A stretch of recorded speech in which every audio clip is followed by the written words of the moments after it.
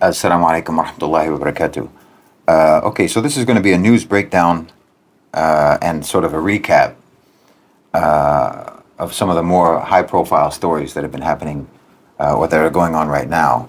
First, Bangladesh, which proceeded pretty much exactly as I sort of feared that it would proceed in the video that I did, or that was, I think, an excerpt from a live stream that we did about the situation in Bangladesh. It sort of unfolded the way I anticipated, unfortunately. As you know, I think it was my suspicion that the student protests had been infiltrated by Western intelligence and that they were being manipulated by Western intelligence in order to accomplish regime change in Bangladesh. And I think I talked about it at the time. The aim being to basically unplug Bangladesh from China and from BRICS and the alternative funding and investment sources that are provided that were being provided to Bangladesh via China and via BRICS. The idea to basically undermine the potentiality of Bangladesh joining BRICS, which they had applied for, or they were in the process of applying for, with the help of Brazil. And so, to me, that appears to be exactly what has happened in Bangladesh. Now, let me clarify.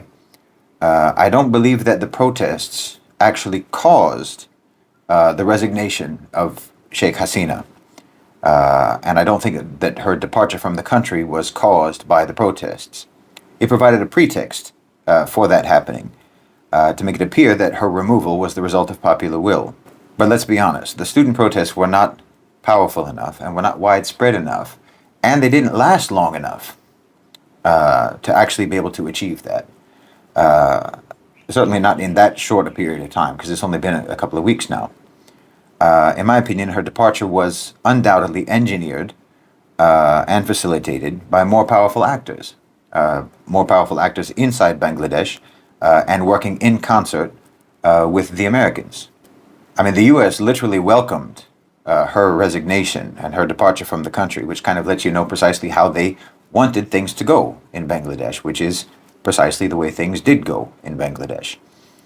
The student protests started out, in my opinion, as a legitimate cry for justice, a cry against an unfair employment policy. And they had every right to protest that policy. But as I said in my initial clip about that, once you got a concession on that policy, you should have, and normally would have, ended the protests, because you got what you asked for. And when it continues beyond that point, when it continues beyond the point of what you are initially protesting, that looks like instigation. That looks like there are agent provocateurs who are actually using the initial grievance as just a pretext for creating a momentum for regime change, or as I say, creating a momentum for creating a believable, convincing pretext for regime change. But as I was talking about in that clip, I think that the protest movement ended up being hijacked because I think it was legitimate from the beginning. I believe it was legitimate from the beginning, but I think it was hijacked by the very forces of oppression that we are fighting against. Now, as I said in my initial comments on the situation in Bangladesh, the brutal tactics of the police, the violence of the police, the murders that they committed against protesters, undoubtedly contributed to the degradation of the situation and the further inflaming of the passions of the protesters. But I would just say this: that any country in the global South is going to react with enormous suspicion, particularly if that country doesn't have a good relationship with the United States. Any country that doesn't have a good relationship with the United States, any government in the global South that doesn't have a particularly good relationship with the United States, they will react very suspiciously to any protest movement in their country. with the suspicion that this protest movement is actually part of a regime change operation being conducted against them by the United States. So they will predictably respond with an iron fist, because they will believe, and often rightly so, that this protest movement is actually an externally engineered effort to unseat them and to topple their government. That is external interference into the affairs of their country. So they will respond quite viciously. That's not to excuse it, but it's just to explain that this is a predictable response for any country that doesn't have particularly good relations with the U.S., that they will respond with a great deal of suspicion to any protest movement. And on the basis of that suspicion, meaning on the basis of what they think that protest movement is actually about, they will respond violently and brutally. As I think has proven to be the case, and it will become even more clear later on, I'm afraid, that suspicion would have been correct in the case of Bangladesh, because in my opinion there is a more sinister force at play here. And it's a force that deliberately fueled the flames of unrest in Bangladesh to achieve their own purposes. And this force, of course, is the Western imperialist machine. They used social media in Bangladesh to spread lies, to spread misinformation, and to manipulate the young people, to manipulate the protesters, and to incite them into calling for the toppling of the government. They exploited the legitimate grievances, and this is, again, what I talked about in my first comments on this. They exploited the legitimate grievances of the students and used the students as pawns in their game, the game of divide and conquer. And this is not unique. This isn't unique whatsoever. It's a pattern that we've seen again and again and again. I mean, when you've seen a dozen people fall down a flight of stairs, they may not all fall the same way, but when you see someone start slipping on those stairs, you know how it's going to go, you know how it's going to end, you know where they're going to end up. Everybody may fall a little bit differently, but it's the same set of stairs, it's the same trajectory, and it's the same destination. I mean, Bangladesh, it has like, what, 170 million people? And they have a very important strategic relationship with China, a strategic relationship with India, a strategic relationship with Russia. China is Bangladesh's main partner, investing billions in the Belt and Road Initiative. And Bangladesh has been building strong ties with India and with Russia, and was wanting to join BRICS, as I mentioned. This is obviously a threat to Western imperialism, to the Western-oriented OCGFC. So what's the result? Sheikh Hasina resigns, the army takes over, they establish an interim government. The interim government is going to be comprised of hand-picked individuals, probably with ties to Western powers. They'll crack down on dissent. They'll crack down on protest, using the pretext of maintaining order to silence any opposition. The student protesters may have gotten them into power, but once they're in power, they're not going to have very much tolerance for the student protesters. I mean, we can look at, you can go back as far as you want. You can go back to 1953, when the CIA overthrew the government of Mossadegh in Iran. That led to an interim government that cracked down on dissent. They cracked down on political opposition, the National Front, and so on. Same in Chile in 1973, when the CIA backed a coup, which led to an interim government that led to crackdowns on trade unions, on student organizations, and left-wing parties, and so forth. This is just, as I say, this is the pattern. When you become familiar with the pattern, you can recognize it. And once the pattern starts being implemented, you know what the next steps are going to be. You know where that's going to end up, just like watching someone fall down the stairs. So what I would expect is they'll implement economic shock therapy on Bangladesh, privatizing state-owned enterprises, opening up the economy to Western corporations, just like in Poland in the 1990s, when the IMF and the World Bank imposed shock therapy, leading to mass privatization, deregulation, trade liberalization, and so forth, which benefited Western corporations and local elites. And just like even in Russia, a lot of people don't remember this, because you think of Russia in 2024, you don't remember what it was like in 1992.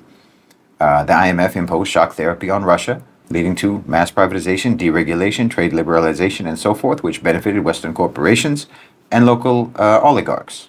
And then I suppose at a certain point, you will have elections in Bangladesh. Those elections will be rigged to ensure that Western-backed candidates win, and this rigged election process will be monitored and validated by Western organizations who will assure you that you have a vibrant democracy.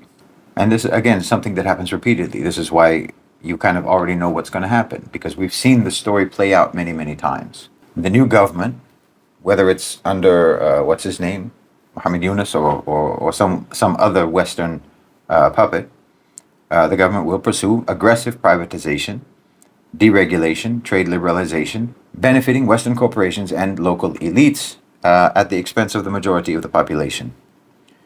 They will align Bangladesh's foreign policy with Western interests, including supporting US-led wars, sanctions, and interventions, just like in Ghana in 1983, when the IMF and the World Bank imposed structural adjustment reforms leading to mass privatization, deregulation, and trade liberalization, which benefited Western corporations and local elites, just like in Argentina in the 1990s, when the IMF and the World Bank imposed structural adjustment programs leading to mass privatization, deregulation, and trade liberalization. You get the point.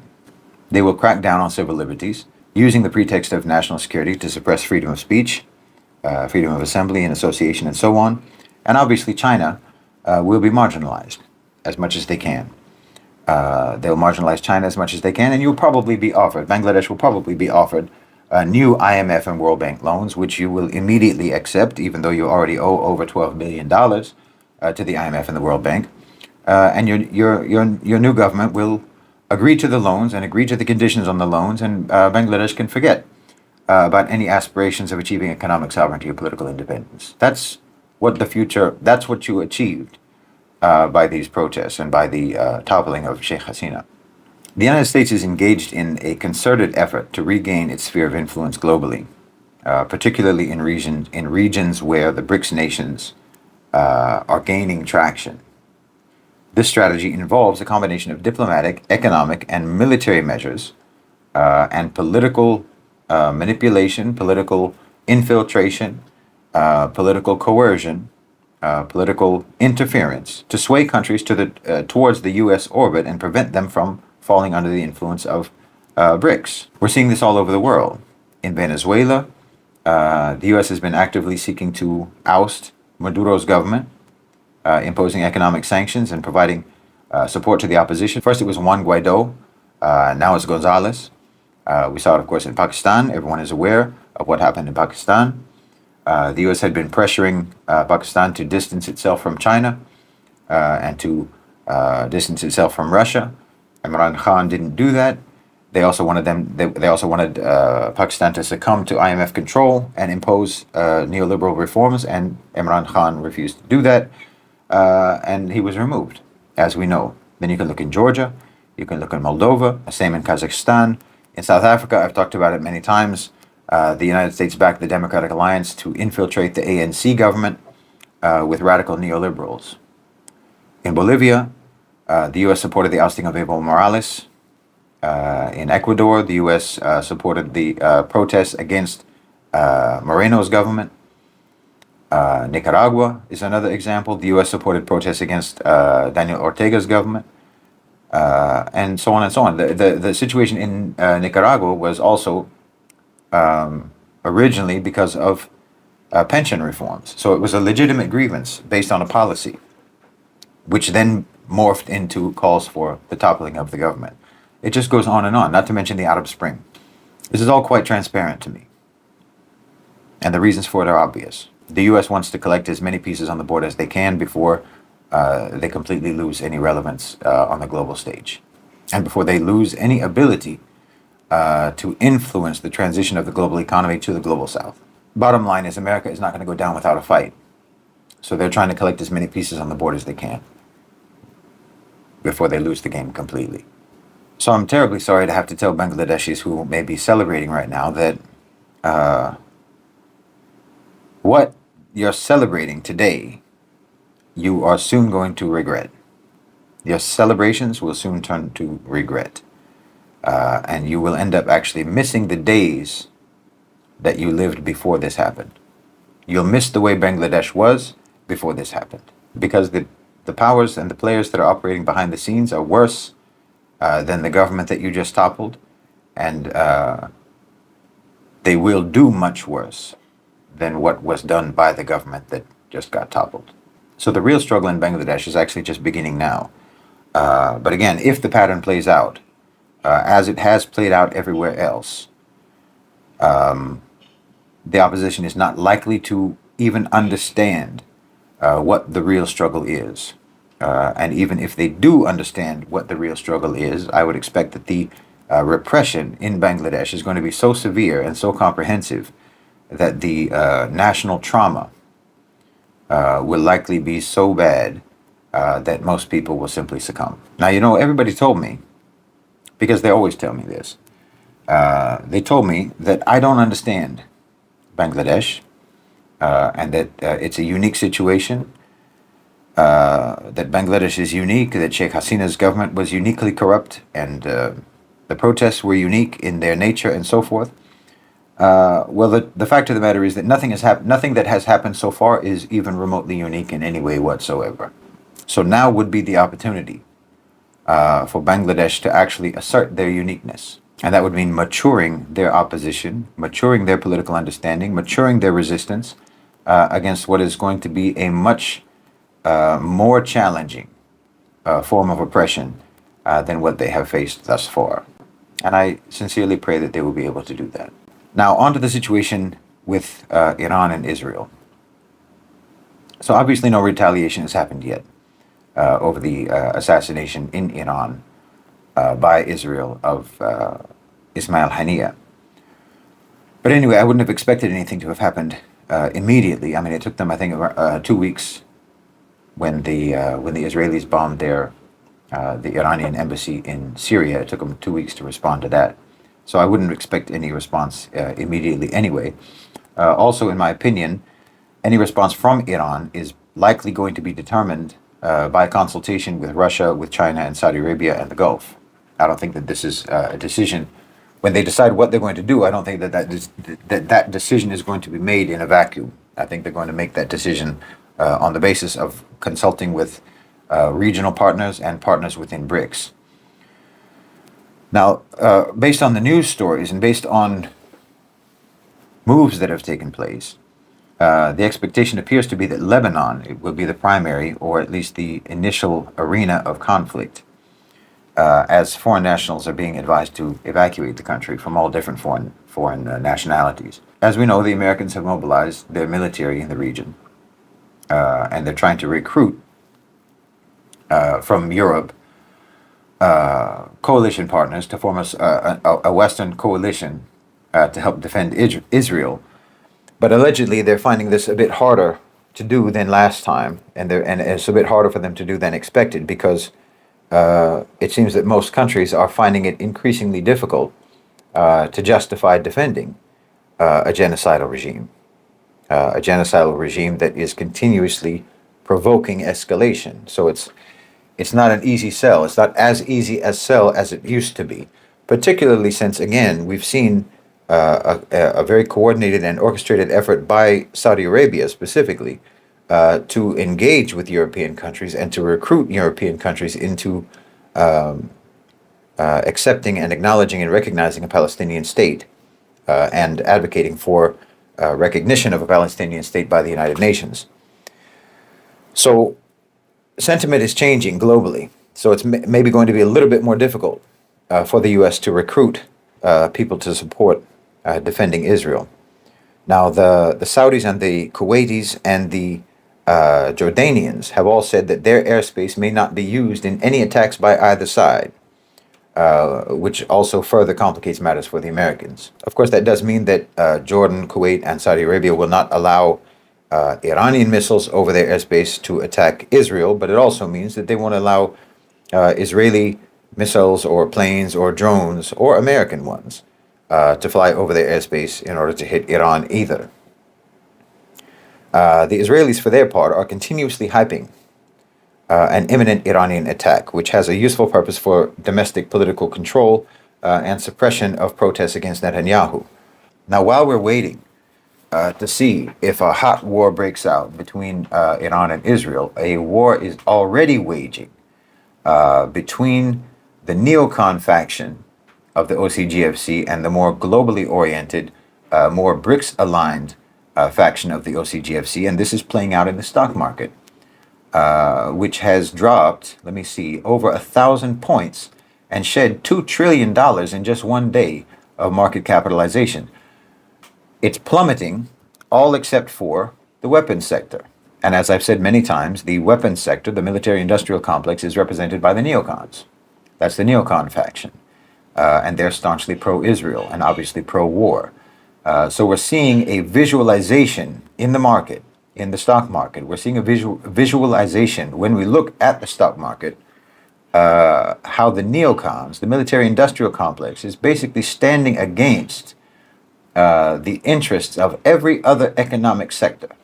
They're standing against the interests of every other industrial sector, which are more aligned with the globally oriented, more BRICS aligned OCGFC. That's the faction that's more interested in the development of the global south, that's more interested in managing their position in the transition of the global economy to the global south. And they're the faction that sees Zionism as being bad for business. These two factions are slugging it out right now. And we're seeing that play out, as I say, in the stock market. So we'll see who emerges victorious. It should also be mentioned that the global-oriented OCGFC are likely in communication with more regional actors than the neocons are, than the military-industrial complex faction of the OCGFC are. The OCGFC faction that is more aligned with BRICS and that's more aligned with the global south, or is more interested in the global south and has more interests in the global south in terms of economic interests, they're going to be talking to more people. They'll have access to talk to more people than the neocons. The neocons are basically only going to be talking to Israel, while the globalized faction of the OCGFC are going to be coordinating with players in the region, in the wider region, potentially including Iran. They might even be having communication and influence inside of Iran, and of course in Washington and in Israel as well. But I mean the whole GCC, the whole region, and including China and including Russia. So the global-oriented OCGFC, in my opinion, have a greater advantage in influencing how this is going to play out. The neocons, for example, don't have any sway over Iran, but the globally oriented OCGFC might have some sway. And I would also say that you have to factor into your calculations and into your analysis the role that is played by hyping the war and the threat of war, the role that plays in inflating the share prices of the weapons industry. The more the war is hyped and the worse they make it sound, the worse they say that the war is going to be, well, the more their share prices will go up. So you have to consider that with regards to your evaluation of how serious the threat really is. Now, I'm not saying that there isn't a threat. The neocons are certainly dangerous, and they're completely delusional, and they genuinely don't care about how any of their plans will play out in reality. They're extremely dangerous. So that's a fact. There's no question about it. But in my opinion, it is still dubious whether or not they have the upper hand, whether or not they have the advantage, and to what extent what we're seeing in terms of military buildup in the Middle East and warmongering propaganda, the extent to which these are performative gestures being made for political and economic reasons, sometimes domestic political reasons even. I believe that Iran will retaliate. I do believe that Iran will retaliate. I don't see how they can't. But I do maintain my suspicion about the assassination of Hania.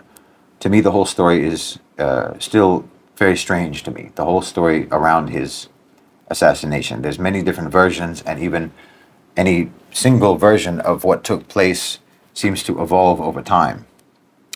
It is still true that his elimination serves the interests of GCC and BRICS negotiations on the political future of Gaza, which I don't believe they want to see Hamas involved in. I think they would like to see, as I've said many times, they want to see Hamas either sidelined or completely shut out of any political future in Gaza.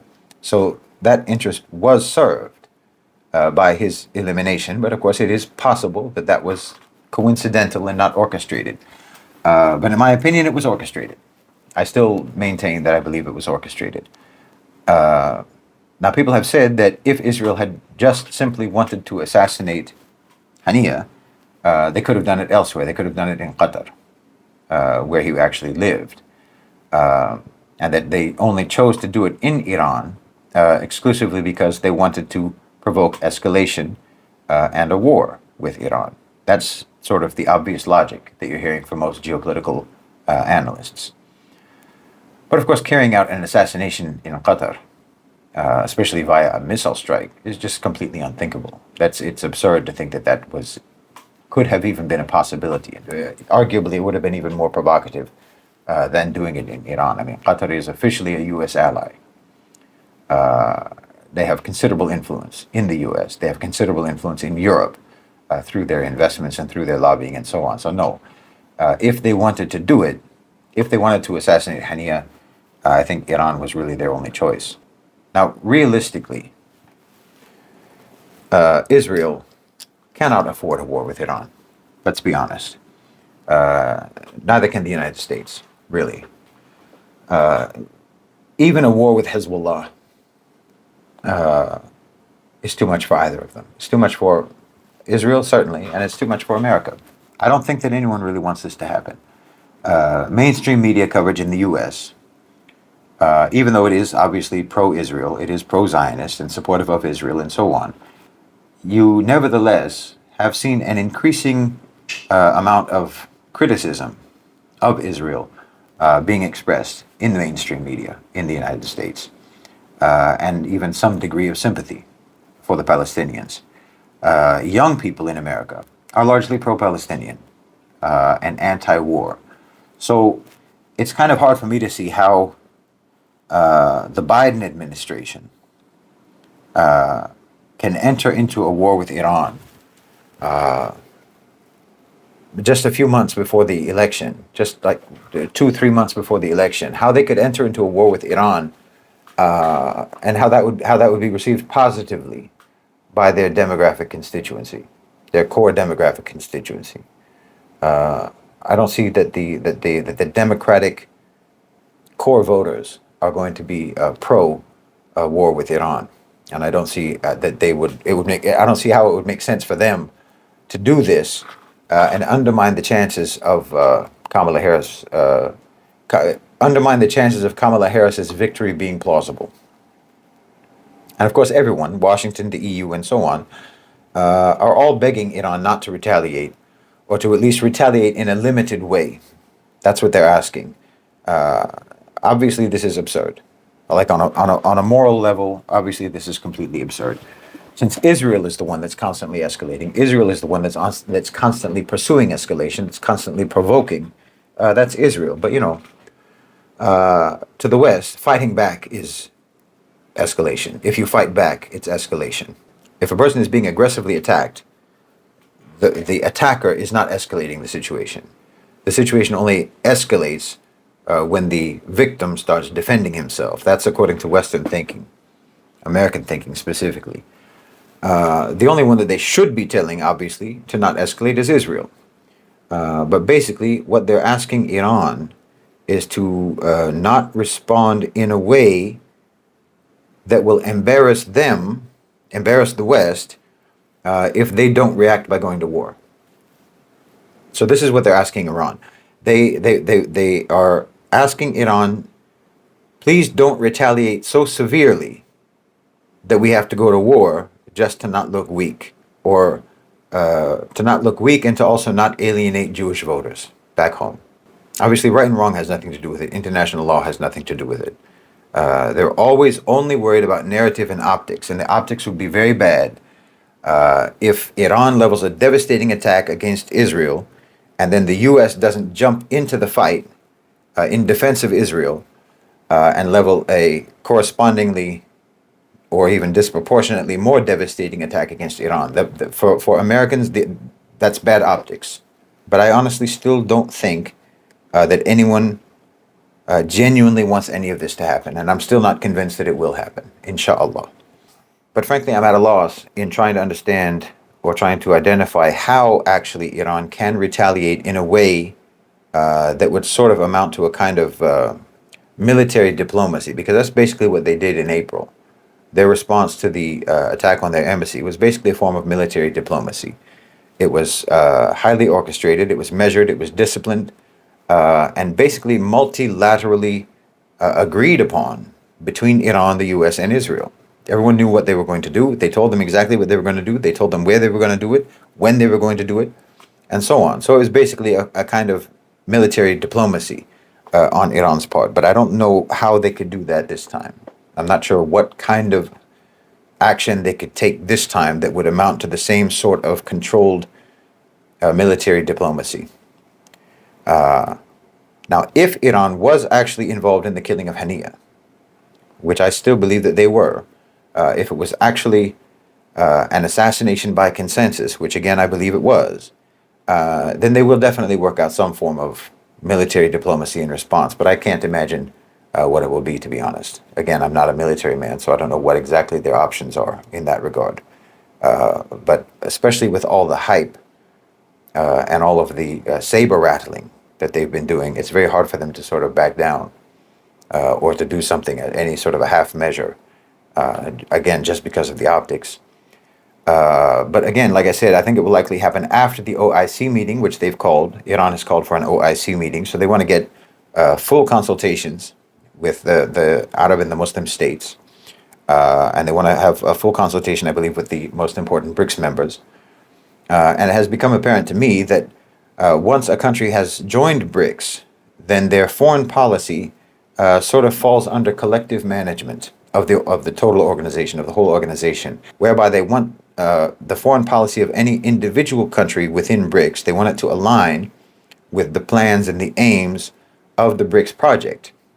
And I think BRICS expects them to do that. I think that each individual country wants their own foreign policy to align with the BRICS project, and BRICS expects them to make it align with the BRICS overall project. It seems to be important to BRICS for them to have political policy coordination and cohesion to one degree or another, particularly when it comes to any sort of a major conflict issue or any issue of contention between countries, like, say, for example, the border dispute between India and China, which is now in the process of being worked out, whereas previously it didn't look very hopeful that it could be, but inshallah it's working out now. BRICS seems to operate on a somewhat consultative basis on these sorts of issues, these sorts of contentious issues and foreign policy issues. And personally, I think that's one of BRICS' most important assets as an organization, this creation of cohesion in terms of foreign policy and in terms of the relationships between,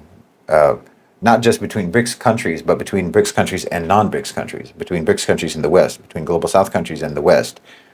They want the policies to all be coordinated. And I don't think that this situation is going to be any different. I think that the response of Iran is going to be a coordinated response through consultation with the most important BRICS members and the Gulf states and so on. So that's basically what I have to say with regards to those situations with Bangladesh and Iran. I hope that it was informative to you. Jazakumullahu khairan. Wassalamu alaikum wa rahmatullahi wa barakatuh.